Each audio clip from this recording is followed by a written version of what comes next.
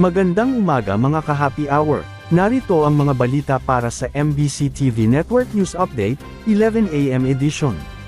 COMELEC binawasan ang mga araw ng withdrawal ng COC at pag-substitute ng mga kandidato. Binawasan na ng Commission on Elections ang araw sa withdrawal ng Certificate of Candidacy at paghain ng substitute candidates para sa 2025 elections. Sinabi ni COMELEC Chairman George Erwin Garcia, layunin nito ay para maiwasan ang mga political groups na samantalahin at lokohin ang mga tao, kung sino ba ang kanilang tunay na kandidato. Itinakda ng COMELEC ang October 8 para sa mga kandidato na maghain ng kanyang COC, bilang substitute candidate. Dagdag pa ni Garcia na mula October 1 hanggang 8 ay siyang period ng paghain ng candidacy.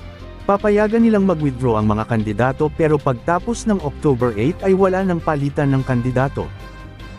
Samantala, sa ibayong dagat, pinakamainit na Abril sa Hong Kong, na itala simula noong 1884. Ayon sa Hong Kong Weather Observatory, na itala ang 26.4 degrees na temperatura, ang pinakamainit sa loob ng 140 taon, hindi pa man nagsisimula ang summer sa HK.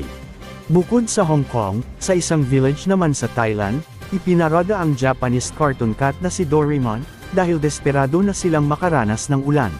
Ginawa ito sa Fuyuhak Kiri District sa probinsya ng Central Nakhon, na ilang buwan ang nakararanas ng sobrang init ng panahon. Ipinarada ng mga taga roon ang isang tinsel deck cage sakay ang stuffed toy, habang winiwisikan ito ng tubig. Hango naman ito sa matandang ritual sa Thailand na henang miyaw o literal na pagparada ng pusa bago ang planting season, para humiling ng ulan.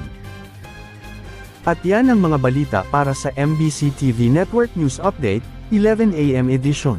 Abangan ang mga susunod na balitaan mamaya, para sa 2 PM edition.